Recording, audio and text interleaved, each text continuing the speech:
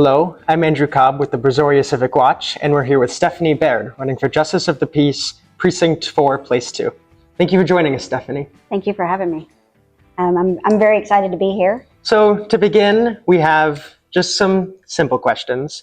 You've mentioned in the past how throughout your childhood, you've moved to parts of Florida, parts of Texas, and Ras Tanura in Saudi Arabia. Yes. What circumstances led to such a mobile childhood for you? My dad was a helicopter pilot. When I was younger, he was also in the National Guard. But we moved to Saudi Arabia because he got a job with Aramco, the oil company. And we moved to Ras Tanura in 91, and I was there till 93. And then we came back to Texas. But I very much enjoyed my time in Saudi Arabia. It was a wonderful experience. How did growing up that way affect you? I got to see a lot of different cultures. We celebrated our differences. The way the school was set up was it was a year-round school. Mm-hmm. So we would go to school for so many weeks, and then we'd have off for so many weeks. But during those off periods, you could do tutoring if you were behind, or you could take other classes. So I got to take Arabic class. I got to take bell dancing. I got to take Indian bell dancing. I got to take different art classes. And it was a wonderful experience. It was a global or an international school. So we had students from all over the world. It was a wonderful experience, honestly. So, growing up in such a way, and now you're here in Brazoria County after all this time, what makes you feel that you're the right person to represent Precinct 4 here? Precinct 4 and this area in particular has a very multicultural population. In fact, this area, like the Houston, Galveston, Brazoria area, has a larger than state average of Muslim population. Mm-hmm. We have around 5%. State average is about 3%. So having that experience, being in a Muslim country, being around so many different people, I think gives me an advantage as far as like cultural differences and just more of an understanding of just people in general, I believe. Do you have a sort of vision for Precinct 4 if you win? Yes, I have a lot of different ideas, but I want to make I want to make the court more accessible. I would love to have maybe a biannual open house, come meet your commissioner, come meet your JP, come meet, the people, the support staff, the wonderful support staff that keep things moving, come meet your constable, whatever the case may be. And I also, I just want to bring empathy and understanding back to county politics. Mm-hmm. And also to just also break up the nepotism that is unfortunately deeply rooted in Brazoria County politics. In what ways is Brazoria County politics, specifically judge and the courts, aren't accessible currently? How would you change that more specifically? Again, I'd want to, bring people in.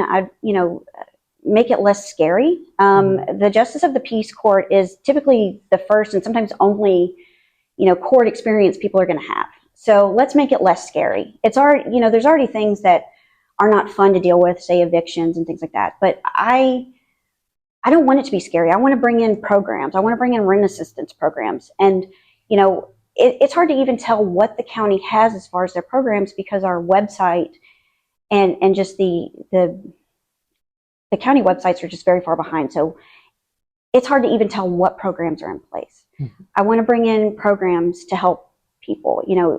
I'd love to bring in harm reduction programs.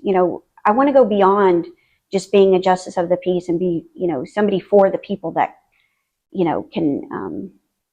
can just do as much good as possible in as short amount of time as possible. In our ever-growing partisan world in the United States here, partisanship is becoming a major part of everybody's lives. And as we know, Brazoria County, especially seats such as this, are traditionally conservative. Yes. What makes you think that you can flip the seat running as a Democrat? I think people are tired of, first of all, I think, a lot of times these positions are held by, either attorneys or former police officers. And I think people are really tired of that. Mm-hmm. I definitely think that, like I said, I think people are really tired. And I think people just want something different. There's so many things going on in the world and so many things going on just in general. I think people just want something different, maybe something a little more humanist. I just think the county is just ready for something different. The people are. In that sense, what makes you a better candidate than your opponent, do you think? Well, he is, I believe, a constable or in some form of law enforcement. I'm a nurse. I've been a nurse for 16 years. There is empathy and compassion in working with the populations that I've worked with that I think makes me less intimidating than a police officer, a former police officer. Wanting to bring in other programs, I think makes that desirable. And we've been turning slowly purple for, the last few years. So I do think that between that and the fact that I'm a nurse and one of the jobs of the Justice of the Peace is death inquests, I think my medical background also helps with that. Mm-hmm. You ran notably in 2024 for Justice of the Peace Precinct 4 Place 1 with Sarah Linder, and you lost that election. Yes. What do you think is different this time, and what motivates you this time? What's different this time are the people. We've had, just in the primary election alone, we had a huge turnout. It was wonderful to see. We had so much involvement. We have just more, community involvement as a whole. Also, just the the vibe has changed. The environment, the air around everything has just changed. I think just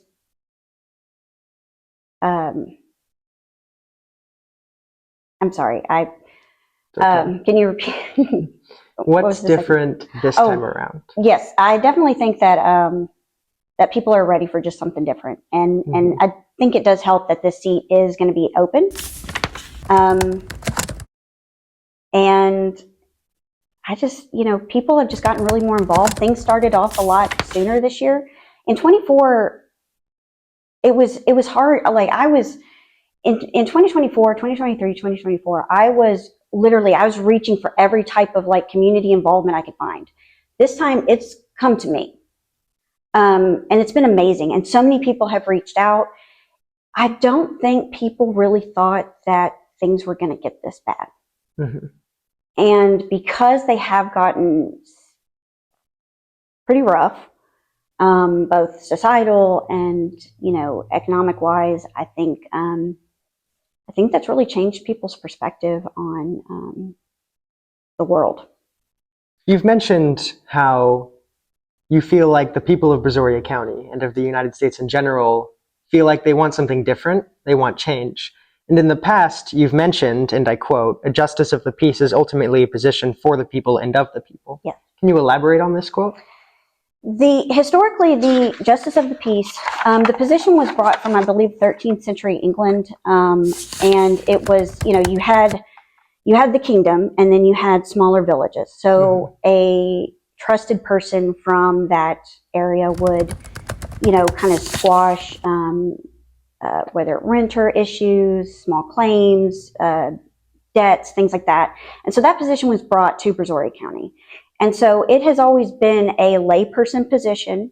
You don't have to be an attorney. You don't have to be have any formal law enforcement background. And it's literally a layperson who is taught how to do the job. We read books. There's several books. They send you to school. And so you are in the community. I live in this community. I work in this community. And I volunteer a lot in this community. And so that, position is of the people. I'm just a regular person. I'm not, I'm not some attorney that's going to speak jargon at you. I'm just a normal person that's just there to help out where I can. And so that's, and then that's also the first, sometimes only, court experience somebody has. And, it's just always historically been somebody that's just a trusted member of the community. You've mentioned previously, not only in this interview, but across specific interviews in the past, that Brazoria County does not have a dedicated medical examiner's office nor any death investigators. And so the role of those would-be investigators falls into the justice of the peace. Yes. You've claimed that due to your medical history as a nurse, this qualifies you for the justice of the peace. To the average voter, what does the justice of the peace really do in this respect? And what consequences of, say, if your opponent won, makes your medical history a real consideration for voters? Okay. Yes, Brazoria County uses the Galveston County facilities. And we, for whatever reason, do not have any death investigators. And so let's say there's several scenarios where a justice of the peace would be brought in to investigate a death, and it's called an inquest. And let's say you have somebody in the home, there's a welfare check, and they are found deceased in the home. Let's say they're deceased, they're in bed, and bedside table, there's all these medications. I can look at those medications and be like, maybe this person had a cardiac problem, or maybe this, or maybe this. There's also a compassion to it. I have absolutely no problem with police. My husband's in law enforcement. But you can get jaded working in that kind of field, which is, sometimes understandable. So there's that compassion that I can bring to it. But also there's the knowledge. I've worked in substance abuse. I've worked in corrections. I've worked in mental health, both free world side and correction side. And now I work in home health. So there's just a lot of different things that I can look at and assess the situation and see, do we really need to, send this person for an autopsy, which can be very traumatic for the family. Not only that, but, I used to work at Harris County Jail. And so I'm used to speaking with both medical and law enforcement. I can speak to both of them. I've already contacted Galveston County Medical Examiner's Office and said, ask them, how can I make this easier if I'm elected? So I've already been proactive in that, to make sure that this is as easy of a transition as possible. Plus, that's taxpayer money that has to be spent to transport that person from their home all the way to Galveston County, instead of, hey, maybe this person doesn't need an autopsy, which again is traumatic. I've witnessed autopsies before. There's a lot involved, and that can be very hard for a family to kind of digest. And so, maybe we don't need an autopsy, and we don't have to spend that taxpayer money, and we can just allow the family to grieve, and that person go to the funeral home or whatever. I just think that my assessment skills are just different. Not that, let's say someone with, law enforcement background wouldn't do a good job. I'm just saying I could do a different job. I could do the job differently. And so your medical history allows you to determine more appropriately or differently whether an autopsy or such investigations, what needs to be done more effectively. Yes. To save taxpayer money, to save time, and to save trauma for the family. Absolutely. And then I also think because of our very mixed demographic here in Brazoria County, I can also bring in maybe some cultural sensitivity to it. there's going to be things around, let's say you're walking into somebody's house, there's going to be things around the house that maybe you see that like, okay, they're Muslim, they're Buddhist, they're whatever. So there's cultural sensitivities as well that go along with it. But again, I can effectively communicate with the family and communicate as a nurse to the family. And then I can communicate effectively with law enforcement and whoever else I need to communicate with. And like I said, I've already reached out to, Galveston County, which they were wonderful in speaking with me. I wish I could remember who I spoke to, but she was lovely. So I've just tried to be, also proactive in that role. You've talked about how you bring a sort of sense of cultural understanding because of your past and other things that you think could benefit Brazoria County. Yes. And with that, you've made in the past your stance on specifically LGBTQIA+, which in a traditionally conservative county, may be controversial. So you've also mentioned in the past how you're an ordained minister. Yes. Many voters hear that and may make assumptions about your religious background, and many Christian voters in Brazoria County claim that the stances you've championed about LGBTQIA+, as well as reproductive rights and reproductive health care, goes against their teachings of Christianity. How do you explain your role as an ordained minister to clear any assumptions, and how do you justify your beliefs of LGBTQIA+ and reproductive health care to those that believe it doesn't align with who they are? First, let me tackle the ordained minister part. I became an ordained minister after the 2024 election, I knew things were going to get harder for people in the LGBTQIA+ community. That is a community that has always been there for me. They have some of my best friends, some of the most amazing people I've ever met in my life are part of that community. And so I love them dearly. And honestly, who somebody loves, none of my business. Absolutely none of my business. It's consenting adults, I don't care. So whether they're trans, queer, gay, straight, I don't care. It does not affect my daily life. But I will absolutely fight for their rights. After the 2024 election, I knew things were going to get harder. So honestly, I became an ordained minister to be there for that community. Because, I just want to be there for marginalized communities. I don't really care, whether, the BIPOC community or LGBTQI+, I want to be there for the marginalized communities because I know what it's like to be bullied, and it sucks. So after the 2024 election, I decided I was going to be a menace, to be very honest with you. After I stopped crying, I decided I was going to be a menace. And that was the first thing that I wanted to do, was to bring some joy, because ultimately joy is radical. And I wanted to bring joy to as many people as I could. And if that just means, hey, I help them get married to the love of their life, great. That's beautiful.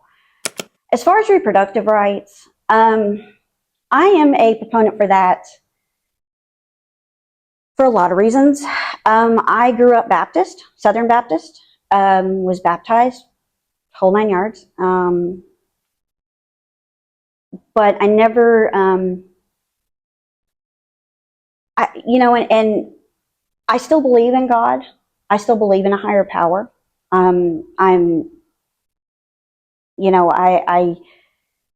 I've tried to sit there and think, about my faith, and I absolutely do believe in God, and I do absolutely believe that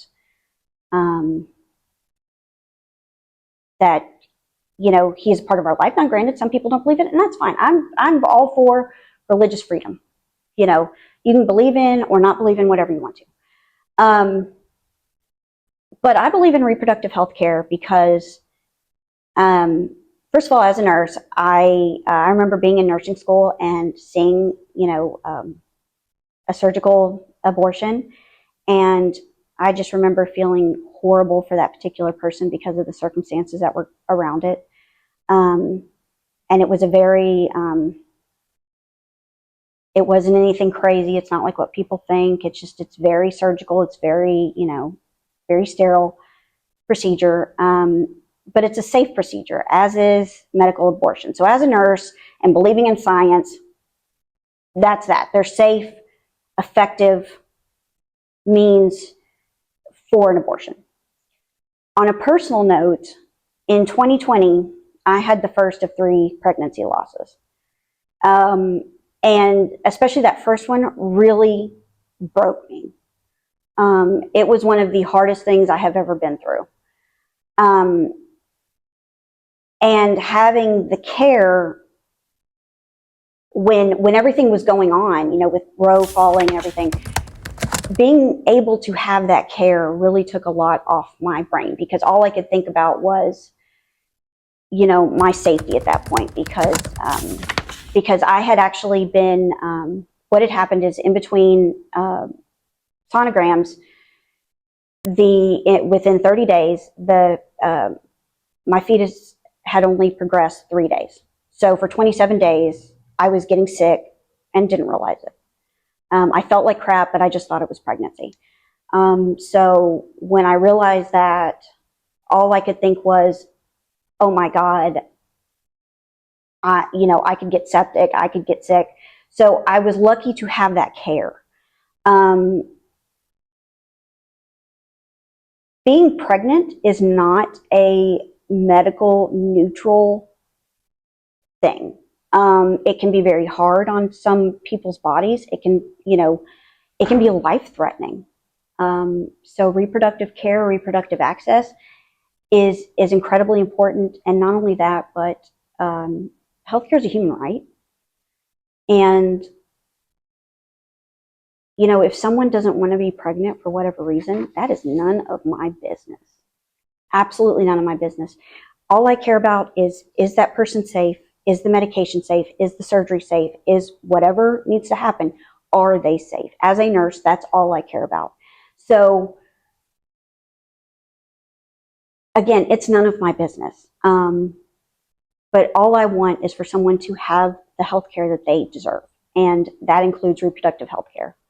In whatever form that means, whether it's maternal health care, whether it's postpartum health care, whether it's abortion health care. I do not, it is not up for me to decide. Ultimately, that is a very personal decision that I think that unless you're in that position, you have no right to make an opinion on it. You have no right to make, to demonize somebody for not wanting to go through their pregnancy. You have no right to make that person feel bad. It's already a horrible and traumatic thing to go through, whether it be, a pregnancy you don't want or a pregnancy you do want. I had very wanted pregnancies, but I also knew that, hey, I'm getting sick. And I've actually been pregnant 5 times.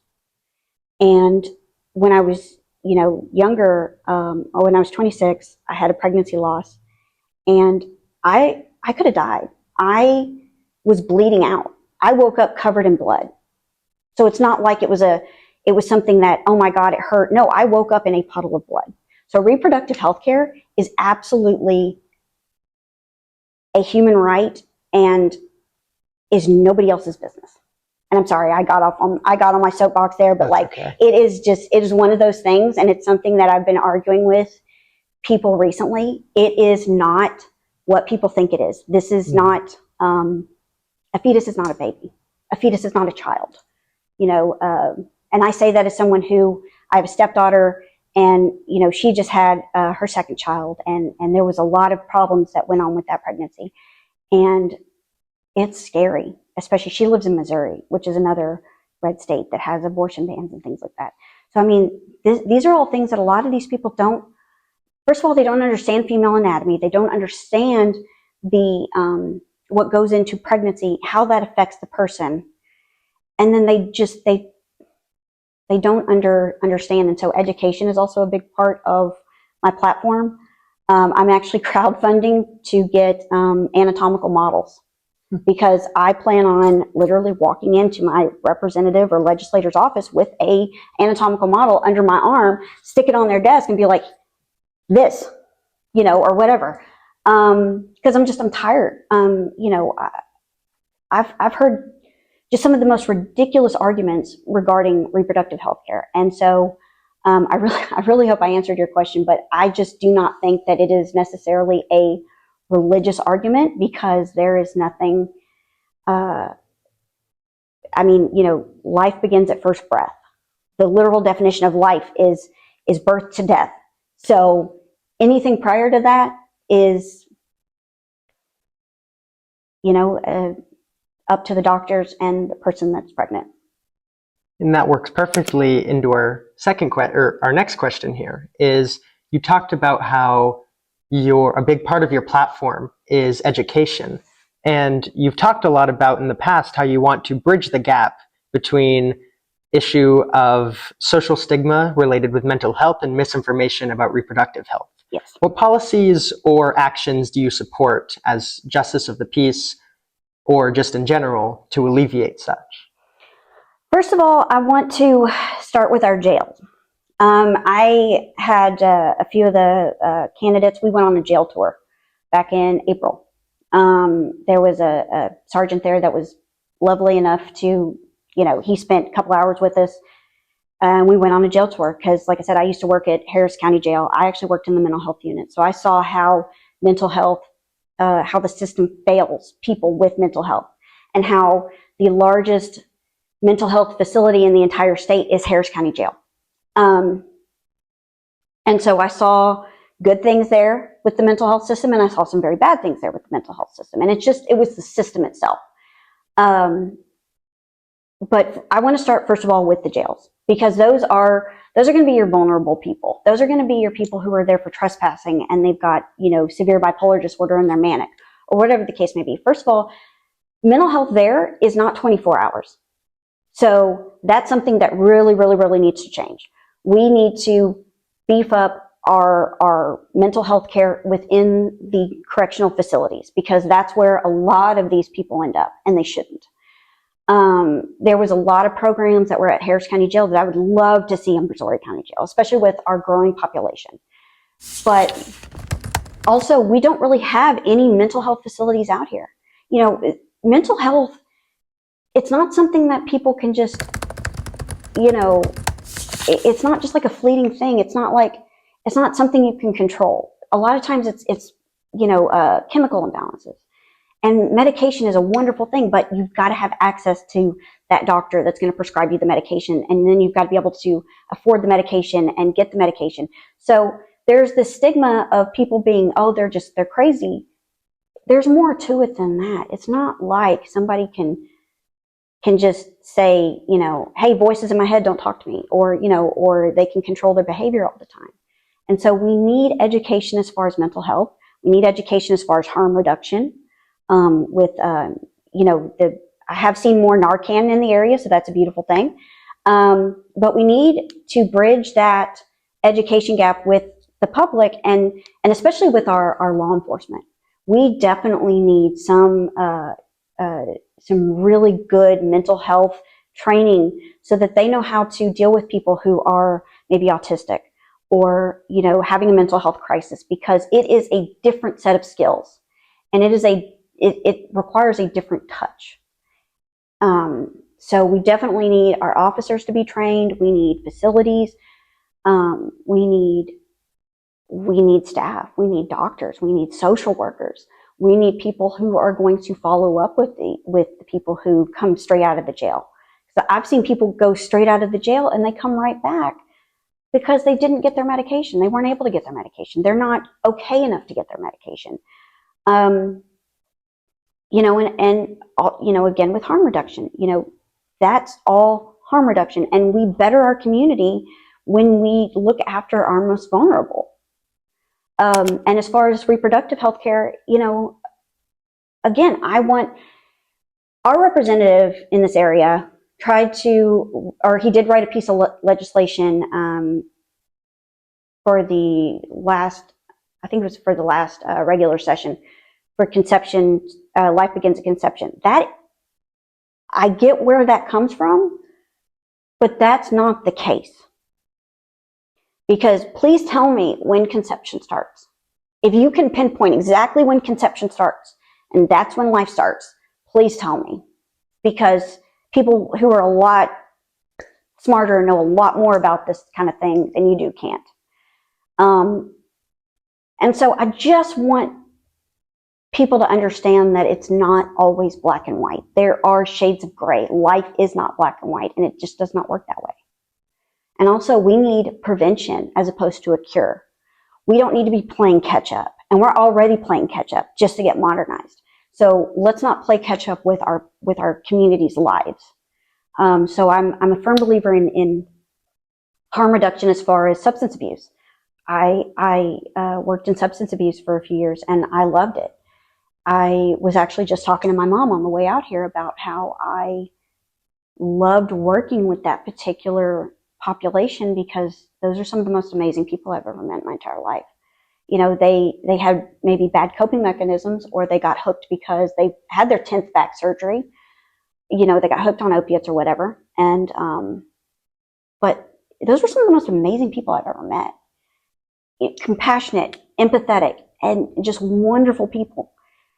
And they're struggling like anybody else does. You know, nobody's perfect. We all have our issues. You know, maybe one day you're depressed, maybe one day you're anxious. I myself have depression and anxiety. And I'm very open about it. You know, that's one of the ways that I helped normalize it for myself was, hey, there is no such thing as normal. There is no, okay, so I've got depression, now I've got to take my medication. It's okay. But it's not something to be embarrassed about, because it just is. It seems to me that your campaign is focused mostly on healthcare and education, because that feels to be the root causes of a lot of what you're fighting for. Yep.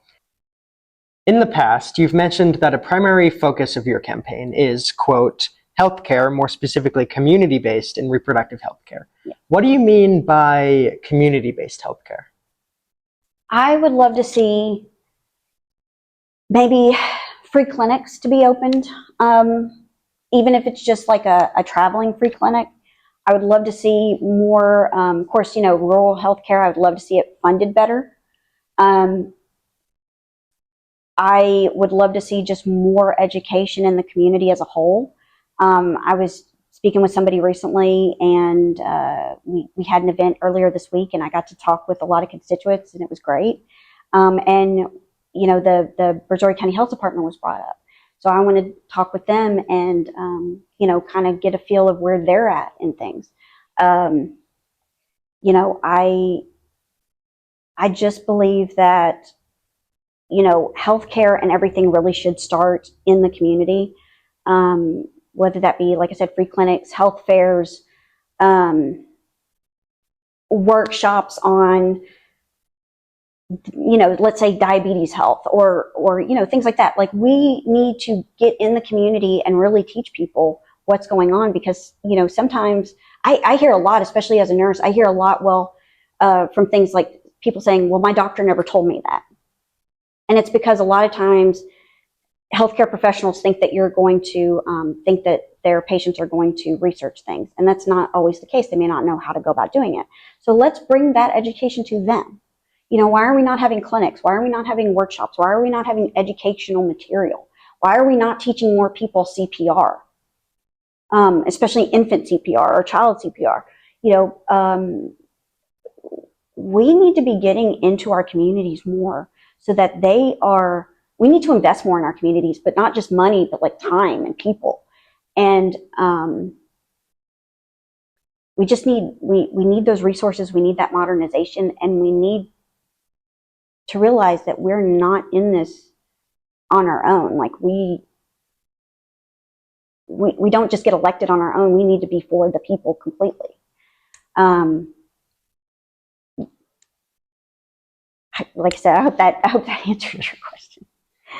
And so, along with healthcare, you also talked about preventative measures, Mm-hmm. and such mental health and things like that can come from traumatic experiences. Yes. And so, as Justice of the Peace, would you support a more rehabilitative Yes. punishments, like prison system, or more punishment focused like we currently have? No, no. No, in fact, I would love to see more restorative justice. I would love to see, like I said, more healthcare just in general. You know, I also want to see, instead of, let's say you have a juvenile come in and, you know, instead of charging them fees for, you know, let's say they're in there for a fight or truancy or whatever the case may be, instead of charging them some type of like crazy fee, why not give them an extra 10 hours of community service? Get them out in the community. First of all, they're being supervised. They're doing something good for the community, and they might find something they like. I had to do community service in high school for a fight, and I had fun. I was at the volunteer fire department. Now, granted, they put me to work. I didn't just play around, but I had fun. I mean, the people were great. One day they fed me, and it was a really good experience. And so and especially with the way the economic system's going, I don't want to sit there and put a family in some kind of, you know, financial strait because of something their kid did. You know, you can't always control what your kids do. I don't care what anybody says. My mom worked 2 and 3 jobs. I was a latchkey kid. So, you know, if I'd have gotten into trouble, it was not necessarily her fault. So why should she be getting charged for it? So let's put that kid more in the, you know, that juvenile more in the, into the community, have people do more community service work, and they might find something that they end up liking. I mean, you know, but again, it's that way we're not putting people into financial straits. And I wish we had more community-based services. That would be phenomenal. Because we do need to clear the jails and save it for the people who really should be there, as opposed to somebody there for something little or for trespassing because, you know, they're having a mental health crisis. So specifically for juveniles, you support a more rehabilitative, Yes. community service focused Yes. Prison system. What about in general, like for adults who may commit a crime of whether it be something not that bad or something way worse? What sort of punishment system would you like to see implemented? I mean, I would like to see restorative justice, but again, that's up to the victims. Mm-hmm. Granted, I am not somebody that is necessarily against prisons and against corrections as a whole. Not at all. In fact, you know, I am very much in favor for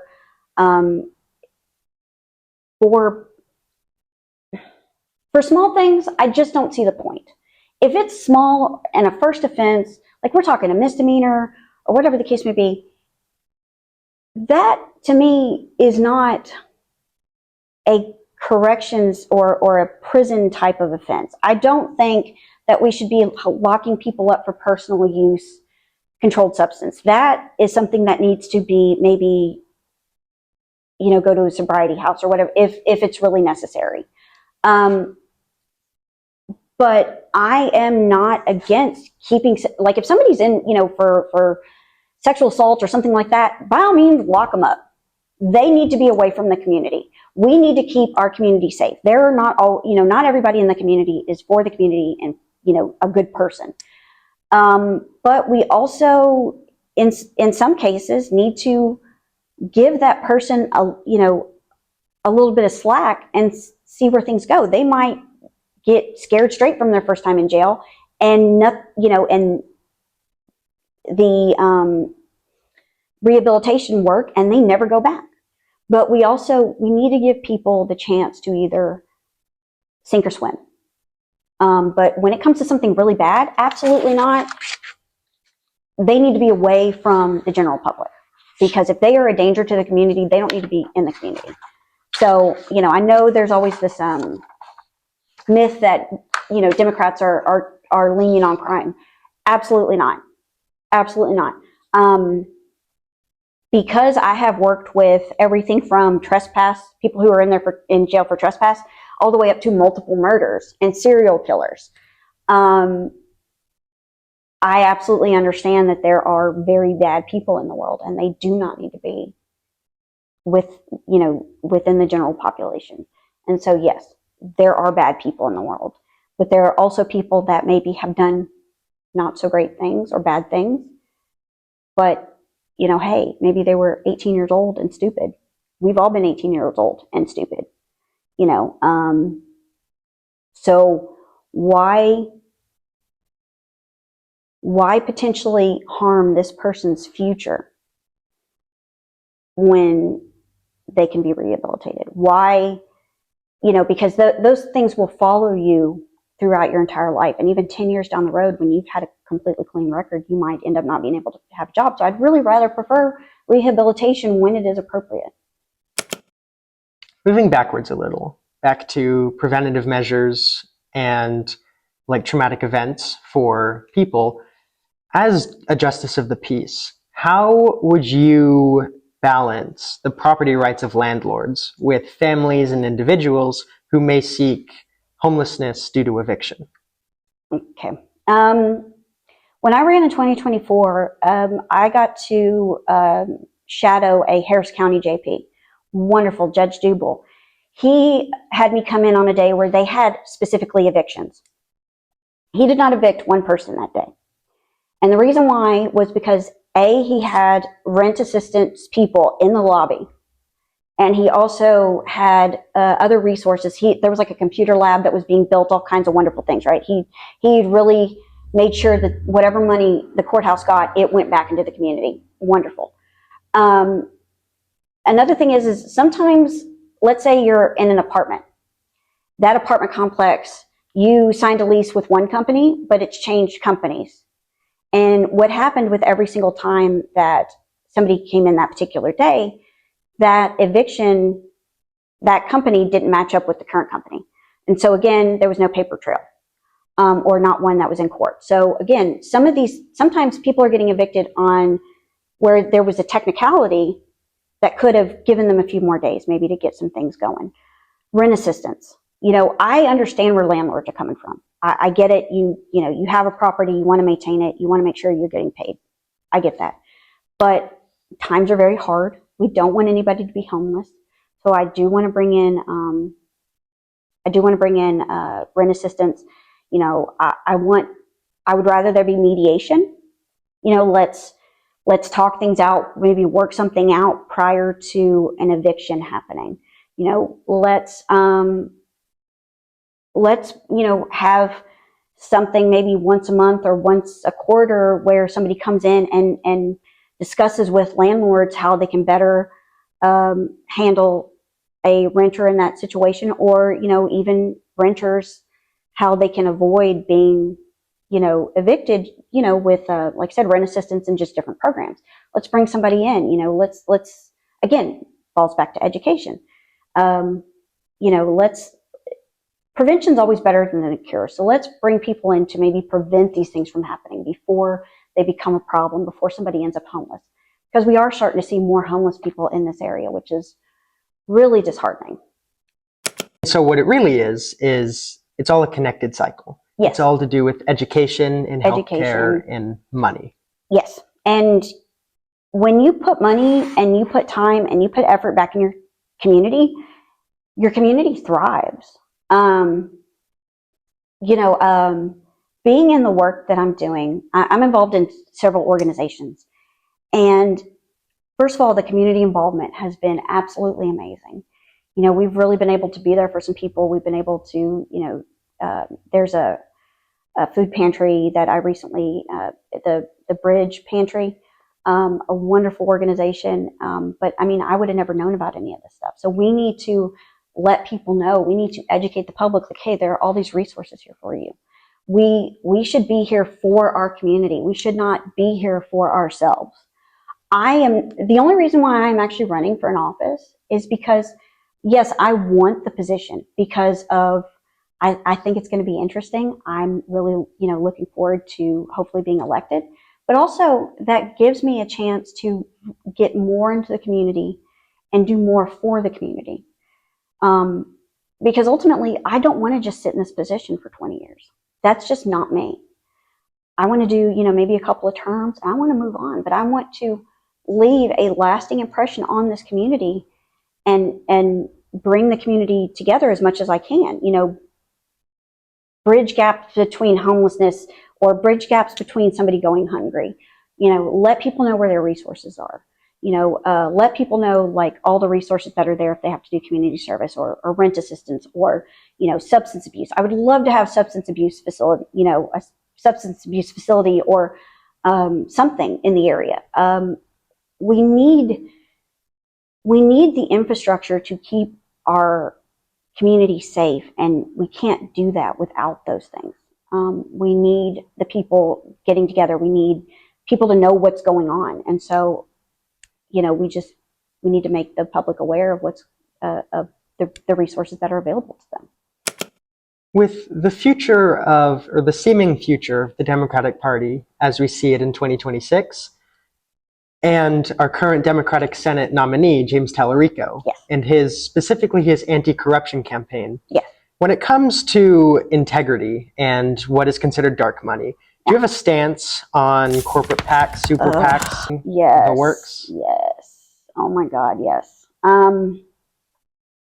Yeah. So my introduction into politics, the way that I learned people was I literally looked up their campaign finance. And when I didn't know who somebody was, because some of them you can kind of figure out, like Craft Pack, and that's a real pack. That's beer. Certain things like that. Some of them were very obvious. Some of them weren't.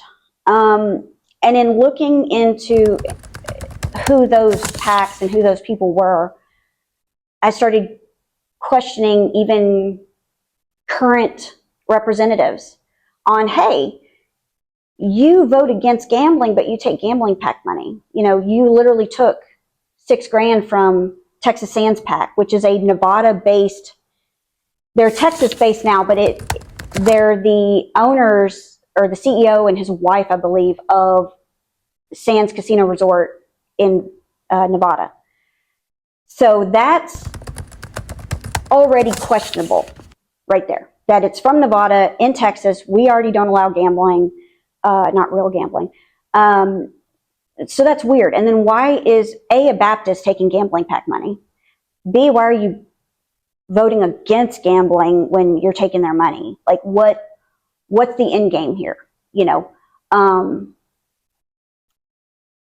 And in learning about all these corporate PACs, basically that's how I found Project 2025, was doing just Google search after Google search and just following the money. I ended up at the Heritage Foundation and Project 2025, and I started learning about all these people. For all of the anti-China and anti-communist things that they spout, there's some of these companies that are literally based in Beijing, and that's where that dark money comes from. It's filtered, but it comes from a Heritage Foundation member working at a Beijing-based company, and that money filtering down through the PACs to that. Now, I'm not saying all PACs are bad. There are some wonderful grassroots PACs. There are even some super PACs that I understand why they're super PACs. It's an umbrella of smaller PACs, and I get that. It's an umbrella of grassroots PACs. I'm not saying PACs are bad. I am saying that there needs to be more oversight on where this money is actually coming from, because some of these people are not good people. They literally can't come back to the U.S. because they have human trafficking violations. But yet you still see them donating to Texas politicians. And it's disgusting. We need to bring integrity and we need to bring trust as far as we can back to politics. I'm not saying that a person has to be a perfect saint. Tallarico, trying to find dirt on him is pretty hard. He's a very nice man. I've, met him, worked with him a couple times. Great guy, real nice. I actually voted for Crockett, but I do like Tallarico. So again, but you know, we need to bring integrity and trust, and maybe not try and bring, you know, purity politics into things, because nobody's perfect. But where are they getting paid from? You know, where is this money coming from, and where's that money coming from? There needs to be better tracing. There needs to be better tracking. There needs to be, because you look at some of these companies and they're literally octopus. They're octopi. You know, they have all these little arms out into other things, and it's disgusting. You know, you have groups that are down the road tied to Peter Thiel, and it's wild. And when I first started looking into all this, it was a little depressing, because you want to believe that the people that you elect are there for you. And when you find out, no, they're really going against your interest, but they say that they're for you when they're really against you, it's depressing, and it kind of hurts. And so that's why I kind of you know, jokingly say that I chose to be a menace. And I do not like the system the way that it is. And so I have no problem shaking the apple cart and seeing what comes out in the mix, and, you know, going after that. I probably drive our current representative crazy because I'm constantly emailing him. But you know what? That's his job. There's things that he's done I don't like. There's things that other representatives have done, and I have, you know, confronted them about that. I am tired of, because like when I first got involved in politics, I literally thought that these were like big scary people, and they were intimidating, and they're not. And so, you know what? I'm going to question you. I'm going to be like, hey, why are you doing this and this and this? Why are you voting this way and this way? You know, I have no problem bucking the system. I have no problem being the whistleblower. It sucks sometimes, but damn, somebody's got to do it. So I'm just tired of the way things are. You know, there is so much corruption. There is so much just crap. Personally, I could give a damn that Paxton is cheating, you know, was a cheater and all that. But the fact that he ran on, oh, I'm such a good Christian, I'm such a good person. Well, no, you're really not. You know, I'm so sick and tired of it. We've got people, you know, I won't go into all that, because I really want to just be like, you know, we've got this, this, and this, but, you know, we'll stop with that. But we've just got some things that really need to be changed in politics, and you've really got to start at a local level, because otherwise, if you don't start at a local level, trying to go after the big dogs is a hell of a lot harder. So if you can change things on a smaller scale and then branch out, it's so much easier than trying to fix things from the top down.